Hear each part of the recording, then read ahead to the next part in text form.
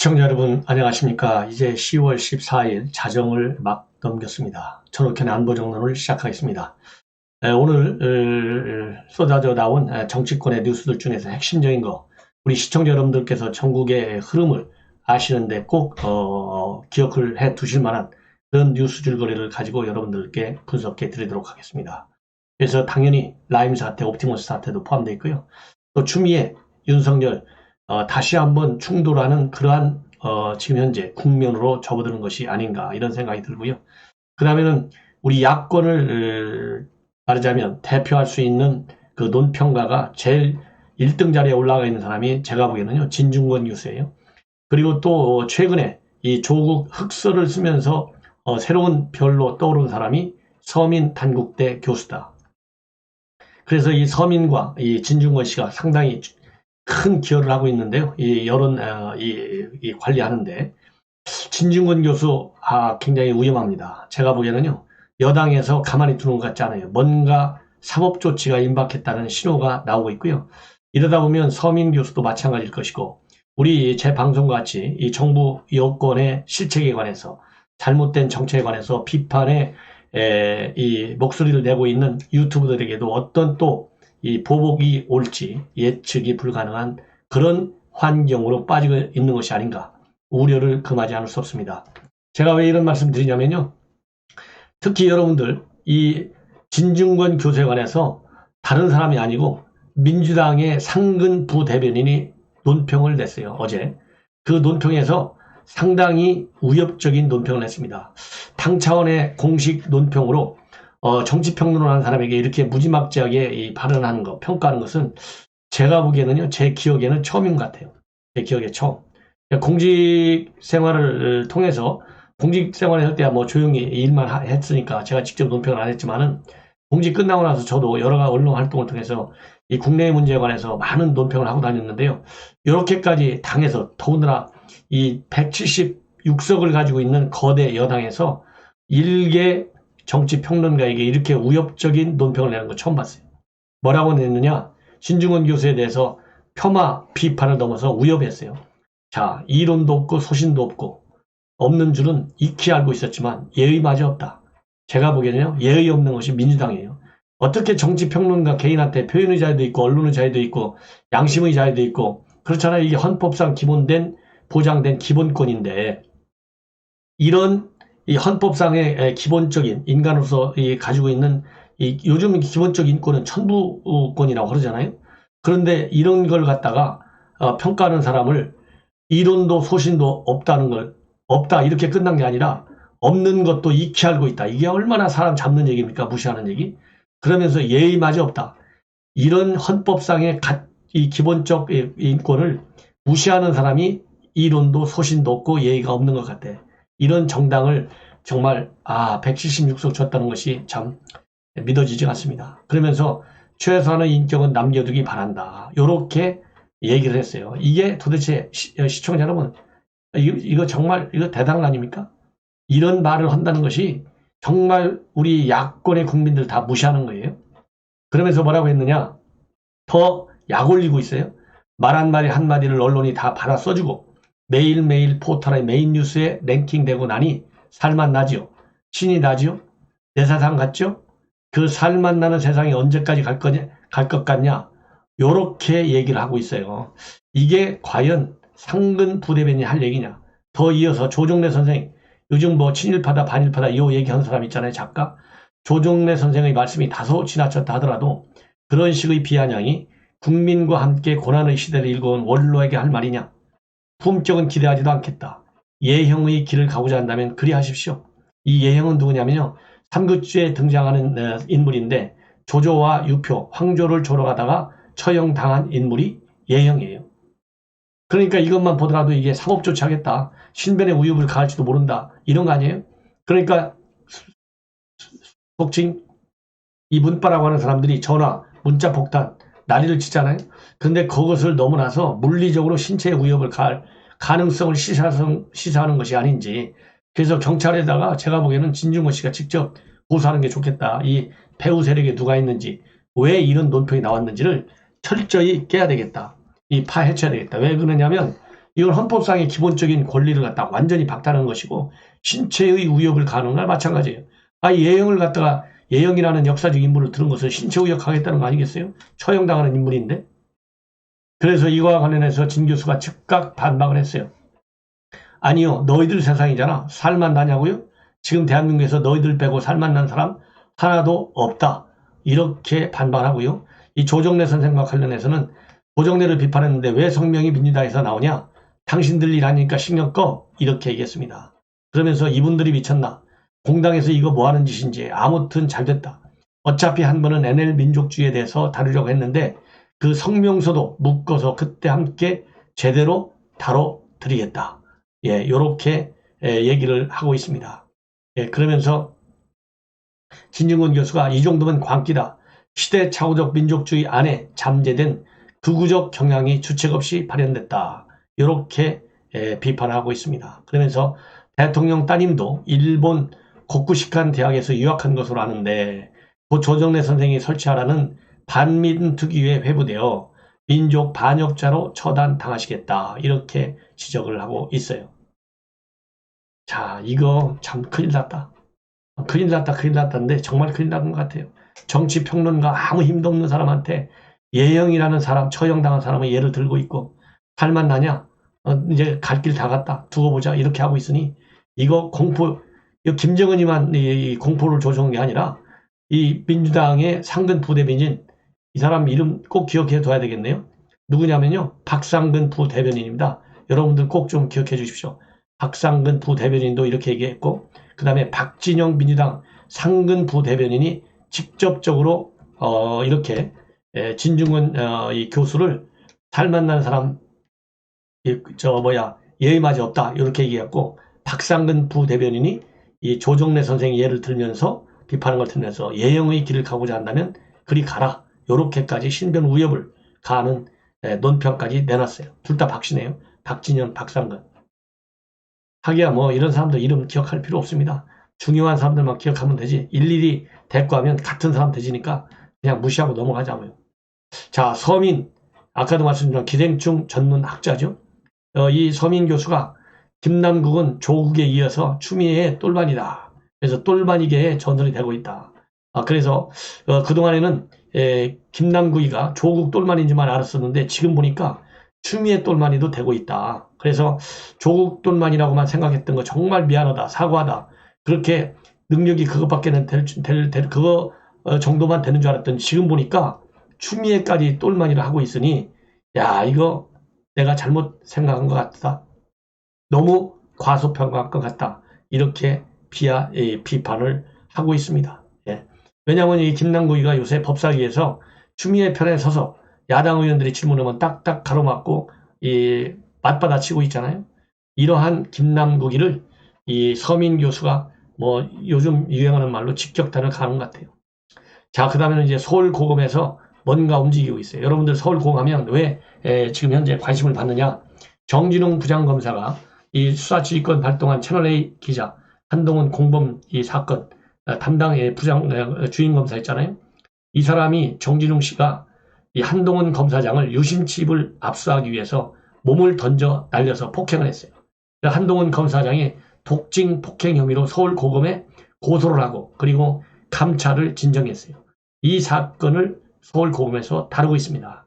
이게 7월에 일어났던 사건인데 지금 석 달이 다 돼서 이제 조금 수사가 움직이고 있어요. 왜냐하면 그동안에 서울고검에서 감찰 일을 좀 하려고 감찰 조사를 하려고 정진웅을 불렀는데 이 채널A 사건이 끝난 다음에 기소한 다음에 소환에 응하겠다. 이렇게 해서 소환에 응하지 않았어요. 그리고 이성윤이가 직접 서울고검장을 만나가지고 이 얼굴을 붉히면서 사무실 문을 박차고 나올 정도로 설전이 벌어진 사건이 바로 이 사건이에요. 그런데 최근에 추석 연휴 직전에 정진웅 이런 수사 잘했다고 해서 광주지검 차장검사로 승진해 갔잖아요. 그래서 광주에서 올라와가지고 서울고검에서 감찰 이 진성 사건과 관련해서 감찰 조사를 받았다. 요렇게 지금 알려지고 있어요. 그런데 이 감찰 제대로 받았는지 모르겠어요. 다행스러운 것은 서울고검장은 이 원칙에 입각한 수사를 중시하는 사람인 것 같아요. 그래서 일단 기대를 한번 해볼 만한데, 감시할 결과. 근데 지금 언론 나오는 걸 보면 뭐 대단한 결과는 나오기가 어렵지 않겠느냐, 요런 얘기가 나오고 있고요. 그리고 또 이 한동훈 검사장, 이 몸을 이렇게 피해자나 마찬가지잖아요, 사실. 그래서 이 추미애가 요새 국회에서 뭐라고 했냐면, 이 한동훈 검사가 비밀번호, 핸드폰 비밀번호, 아이폰 가지고 있잖아요. 비밀번호를 알려주지 않아가지고 포렌식 분석을 못하고 있다. 본인이 알아서 협조해달라. 그것이 본인을 위한 길이기도 하다. 요렇게 얘기를 했어요. 요거와 관련해서 국감에서 부르면 내가 나가서 국감장에서 발언을 하겠다. 입장을 발표하겠다. 이렇게 당당히 맞서고 있습니다. 증인으로 그러니까 출석해서 하는 것이 공직자의 임무다. 그래서 지금 야당의 박대출 의원은 이 한동훈 검사장을 참고인으로 불러줄 것을 여당에 요청을 해놓고 있는 상황이다. 이렇게 얘기하고 있고요. 그리고 이 추 장관에 관해서 지금 일격을 가고 있는데요. 전가의 보도처럼 써온 피의사실 공표 금지나 공보 준칙이 왜 이 사건에서는 깡그리 무시되고 있는지 의문이다. 예. 왜냐하면 아까 말씀드린 대로 휴대전화 비밀번호 몰라서 못한다. 이런 걸 다 발표했잖아요. 그래서 그분의 신분, 즉 한동훈의 신분, 지금까지 수사의 신뢰 등 여러 가지를 생각할 때 임의 수사에 협조하고 그 진상을 밝히는 것이 본인의 명예를 위해서도 더 좋지 않나. 요렇게 추미애가 발언했어요. 요것을 비판하는 거예요. 왜 이렇게 수사 진행 상황을 밝히냐. 이게 피의사실 공표 금지 그리고 공보 준칙에 어긋나는 건데 이게 다 조국이가 만들어 놓은 거잖아요. 이게 검찰 개혁의 일환으로 만들어 놓은 거예요. 인권 보호 수사를 한다는 명분 하에.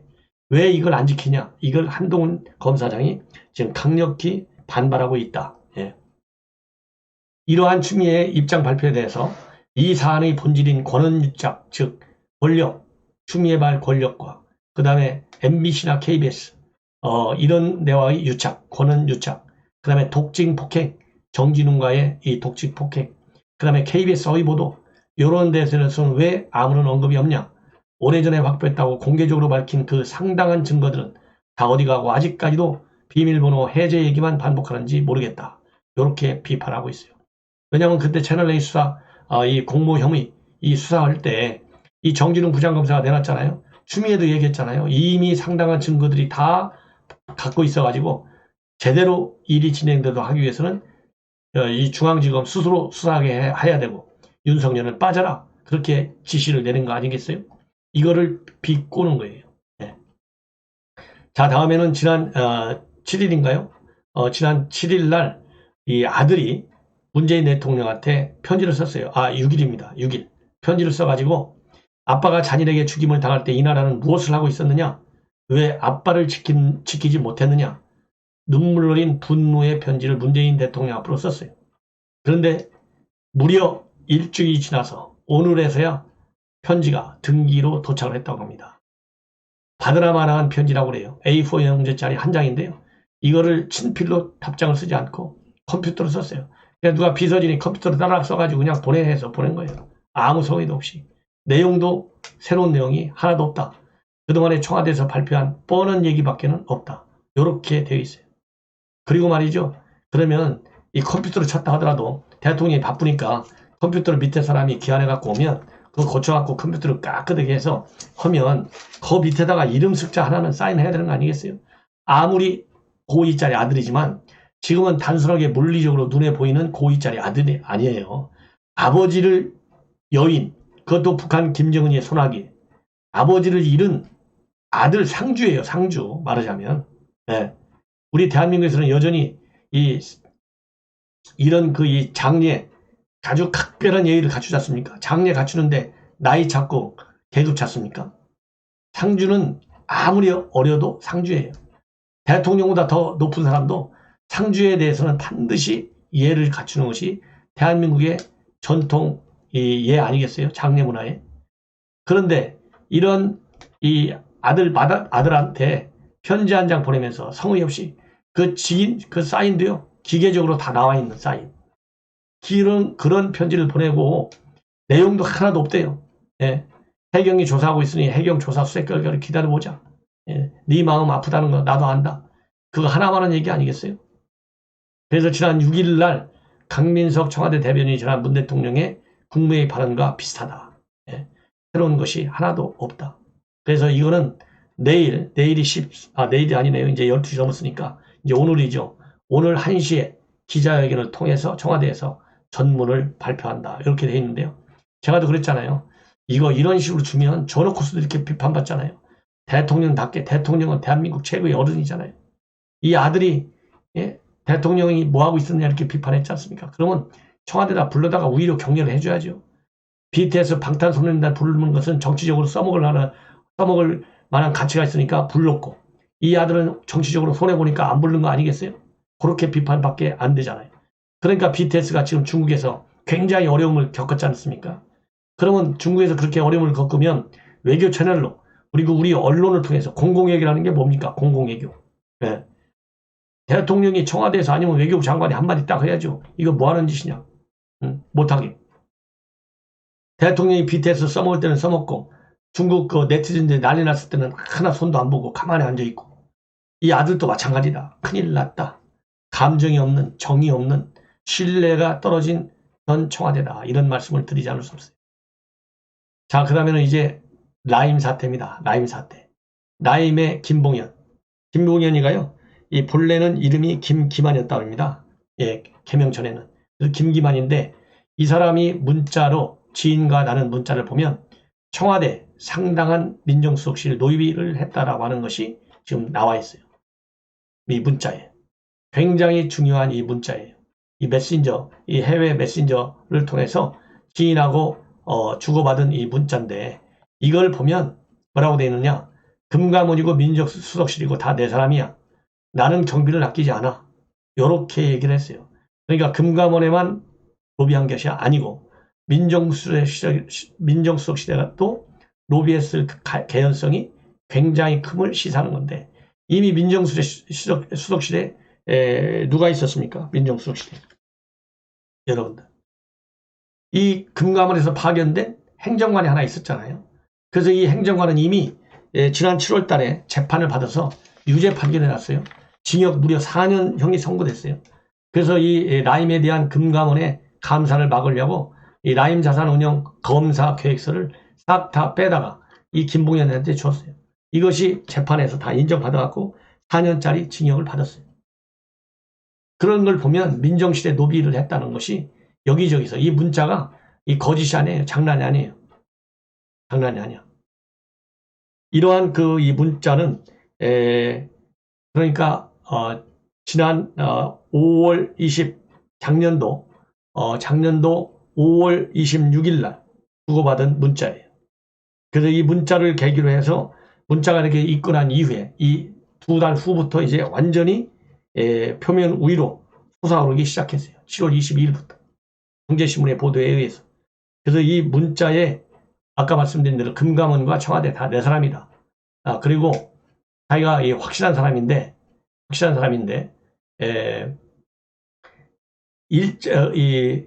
형이 일 처리할 때 형이라는 게 이 김기만, 김봉현 본인을 얘기하는 거예요. 본인이 일 처리할 때는 경비 아끼는 사람이든가 이렇게까지 하면서 금감원이고 민정실이고 다 내 사람들이다. 이렇게 얘기를 보면 이 문자대로 로비했을 가능성이 굉장히 크다. 이런 말씀을 드리고 싶어요. 왜냐하면 지금 이제 청와대 행정관 다 유죄 판결 받았잖아요. 로비를 했잖아요. 5천만 원 받아먹고 그 다음에 이상호, 사흘 부산 이 사람도 8천만 원 건네줬다는 거 다 유죄 인정돼가지고 구속영장 청구돼서 지금 재판받고 있잖아요. 8천만 원 7월 달에. 이거 다 사실이에요. 그리고 이강세가 이 강기정이한테 돈을 주러 들어간 날이 7월 28일 일요일이라는 거 아니에요. 요거 CCTV하고 이 방문 기록 검찰에서 청와대에 달라고 그랬는데요. 청와대가 안 준대요. 아니 국가안전보장 때문에 안 준대요. 아니 이거 범죄 정보를 주는 건데 왜 국가안전보장하고 여기하고 무슨 관계 있어요? 이강세가 무슨 간첩인가요? 이강세가? 안전보장에 해가 되게? 울산시장 선거 때도 이 관련자로 압수수색을 하고 검찰에서 청와대 앞에 가서 하루 종일 기다리다가 빈손 들고 왔잖아요. 왜? 울산시장 선거와 관련된 서류가 뭐 하나 더 나가면 이것이 나중에 뭐 탄핵까지 갈 수도 있는 거 아니겠어요? 누가 됐든지 간에 엄청난 이 감당하기 어려운 사건이 벌어질 수도 있어요. 그러니까 안 줬어요. 이 CCTV 방문 기록 안 주는 것도 똑같은 이유다. 그런데 이렇게 지금 문자 메시지를 보고 그 다음에 이상호 유죄를 지금 현재 구속영장 청구돼서 재판받고 있고 그 다음에 청와대 행정관 금감원에서 파견된 이 사람 유죄 판결 받은 거 보면 지금 이 김봉현과 관련해서 진술한 내용들이 사실일 가능성이 굉장히 많아요. 이번 국회에서 추미애는 이거 가짜문서라고 중앙지검한테 보고를 받았다 이렇게 돼 있는데 이것도 문제가 많아요. 왜냐하면 보고받을 사람은 윤석열 총장인데 윤석열 총장은 제껴버리고 보고를 안 하고 그리고 추미애한테만 보고했다. 장관은 말이죠. 이 검찰 수사상을 직접 보고받지 못하게 되어 있다고 합니다. 법에. 장관은 총장을 통해서만 지휘 조정할 수 있어요. 이 중앙지검 이성윤이가 지금 불법하고 있을 소지가 많아요. 그래서 지금 현재 문제가 되고 있는 것이 강기정 이 라임 사태와 관련해서 그 다음에 기동민 그 다음에 김영춘 지금 사무총장 국회 이수진 비례대표 의원 이런 사람들인데 전부 특징이 뭐냐면 하나같이 돈 받은 건 없다예요. 만났다 안다 여기까지는 다 인정합니다. 그런데 돈은 받지 않았다고 딱 잡아뛰는데 이상호 그 다음에 청와대 행정관 지금 4년 징역금 받은 사람 전부 돈 받은 적이 없다고 딱 잘라뗐어요. 근데 전부 다 지금 죄가 인정받고 있어요. 그런 걸 보면 지금 부인하고 있는 강기정, 김영춘, 기동민, 이수진 이런 사람들 범죄 혐의 가능성이 굉장히 크다. 이런 말씀을 드리지 않을 수 없어요. 네. 자, 그 다음에는 이제 옵티머스 사건인데요. 옵티머스 사건 지금 현재 제가 말씀드리고 싶은 것은 여러분들 잘 아시다시피 이 김재현 씨가 이제 사실상 이제 대표잖아요. 그래서 이 김재현과 경영진 5명이 이미 사기 혐의로 재판에 회부되어 있어요. 근데 현재 이 수사가 제대로 안 되는 이유가 이 핵심 인사 중에 하나인 정영재. 이 정영재라는 이 옵티머스 대체 추사 대표가 잠적을 해 있어요. 그 다음에 연예기획사를 운영한 신모 씨도 잠적해 있어요. 근데 이 신모 씨는 곧 출두할 계획이다라고 밝힌 것으로 지금 일부 언론에 나오고 있습니다. 그런데 지금 정영재하고 그 다음에 이진아 변호사 청와대 행정관을 근무했던 그러면서 옵티머스 사실상의 대주주나 마찬가지로 9.8%의 지분을 갖고 있었던 사람. 그리고 또 이 페이퍼 컴퍼니의 50% 지분을 가지고 있었지 않습니까? 셉트리언. 그래서 이런 사람들 지금 조사를 제대로 해야 된다. 그 다음에 양호도 굉장히 꼭 조사를 해야 될 사람이에요. 그런데 정영재라는 사람은 지금 중국으로 잠적했다는 그런 지금 보도가 나오고 있어요. 자, 그렇다고 한다면 이게 굉장히 미궁에 빠질 가능성이 상당히 크다. 그리고 이 옵티머스 사건이 이렇게 커지게 된 데는 전파진흥원이 여기에 펀드를 함으로써 이 말하자면 마중물 역할을 했다. 이렇게 돼 있어요. 지금 전파진흥원. 왜냐하면 전파진흥원이 공공기관이잖아요. 공공기관에서 이 펀드를 많이 사버리니까 그 자체가 엄청난 신뢰를 주잖아요. 그래서 NH증권 같은 데서도 엄청나게 투자 조건 같은 거, 그 다음에 기대 수익률 이런 것도 따르지 않고 그냥 막 사버렸어요. 그래서 NH증권에서 무려 87%나 샀다고 합니다. 5,100억 원의 펀드 중에 4,300여 원어치의 펀드를 샀다는 거예요. 이 정도로 어마어마한 이 사건으로 지금 비화 이미 되어 있어요.